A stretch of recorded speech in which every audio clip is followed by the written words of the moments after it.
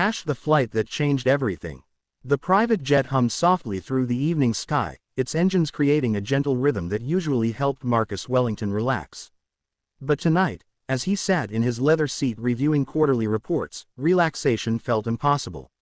His 6-year-old daughter Emma sat across the narrow aisle, her small face pressed against the window, watching clouds drift past like cotton candy in the fading light. Marcus glanced at his watch. The flight from New York to Los Angeles would take another 4 hours. Emma had barely touched her dinner, picking at the gourmet meal his chef had prepared. She did this often lately, eating just enough to avoid his worried questions, but never with the appetite a growing child should have. Since her mother died 2 years ago, Emma had become increasingly withdrawn. The parade of nannies, tutors, and housekeepers who moved through their mansion provided excellent care, but Marcus knew something was missing. He worked 18-hour days building his tech empire, telling himself he was securing Emma's future.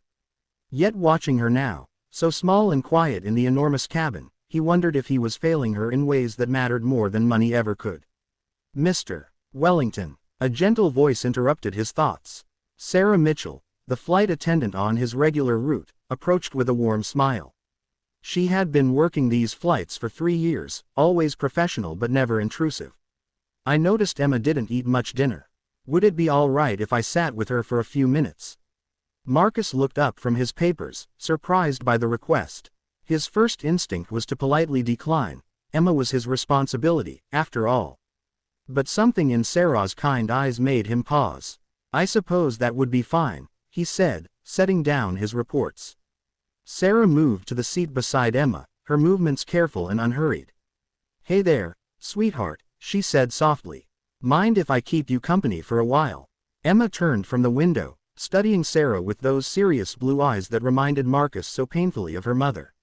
After a moment, she nodded. "You know," Sarah continued, reaching into her service kit, "I have a little secret about airplane food. Sometimes it tastes better when you eat it like this." She picked up a small piece of Emma's untouched chicken and popped it into her own mouth, making an exaggerated expression of delight. Tastes like adventure." For the first time in weeks, Marcus saw the corner of Emma's mouth twitch upward. "Adventure?" Emma asked, her voice barely above a whisper. "Oh yes," Sarah said, leaning closer conspiratorially. "Every bite of airplane food takes you somewhere new.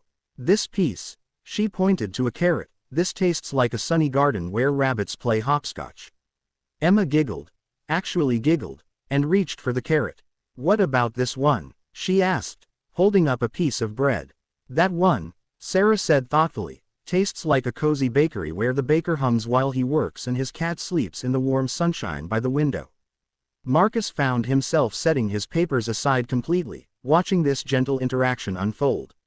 Sarah wasn't just feeding his daughter, she was creating a world where food meant stories, where eating became an act of imagination rather than obligation. For the next hour, Sarah transformed Emma's simple meal into an elaborate game. Each bite carried them to a different place, a mountain where the potatoes grew in clouds, an ocean where the fish jumped into bowls just to make children smile. Emma ate everything on her plate, her eyes bright with interest for the first time in months. "Sarah," Emma said as the flight attendant prepared to return to her duties, "do you have kids?" A shadow crossed Sarah's face, so brief Marcus almost missed it. "No, sweetheart, I don't. But I love spending time with special girls like you." After Sarah left, Emma curled up in her seat and fell asleep easily, her face peaceful in a way Marcus hadn't seen since before the accident. He found himself walking to the galley, where Sarah was cleaning up. "Thank you," he said simply. "I haven't seen her eat like that in months." Sarah smiled, but Marcus noticed it didn't quite reach her eyes. "She's a wonderful little girl. She just needs someone to make the world feel magical again." "How did you know exactly what to do?" Marcus asked. Sarah was quiet for a moment, arranging items in the galley with precise movements. "I was a pediatric nurse before this job," she said finally. "I worked with children who had lost their appetites for various reasons. Sometimes food isn't about nutrition, it's about connection." "Why did you leave nursing?" Another pause, longer this time. "Personal reasons," she said softly. "But I still love finding ways to help children when I can." Something in her tone made Marcus realize there was more to Sarah's story, depths of experience and perhaps loss that explained her intuitive understanding of Emma's needs. He thought about his daughter, sleeping peacefully for the first time in weeks, and made a decision that surprised him. "Sarah," he said, "would you consider a different position? Emma needs someone who understands her the way you do. I can offer you more than any airline salary, full benefits, your own apartment on the estate." Sarah's eyes widened. "Mr. Wellington, I couldn't possibly." "Think about it," Marcus interrupted gently. "You don't have to decide now. But Emma responded to you in a way she hasn't responded to anyone since her mother died. That's not something I take lightly." The plane began its descent into Los Angeles, and Sarah excused herself to prepare for landing. Marcus returned to his seat beside Emma, who was still sleeping peacefully. When she woke as the wheels touched down, her first words were, "Daddy, can Sarah come have dinner with us sometime?" 3 weeks later, Sarah Mitchell became Emma Wellington's companion and caregiver. The mansion that had felt like a museum began to fill with laughter again. Sarah taught Emma to bake bread that tasted like sunshine, to plant a garden where vegetables grew stories, and to find magic in everyday moments. Marcus found himself coming home earlier, drawn by the sound of his daughter's laughter echoing through halls that had been silent too long. He discovered that Sarah's gift wasn't just with children, she had an intuitive understanding of what families needed to heal.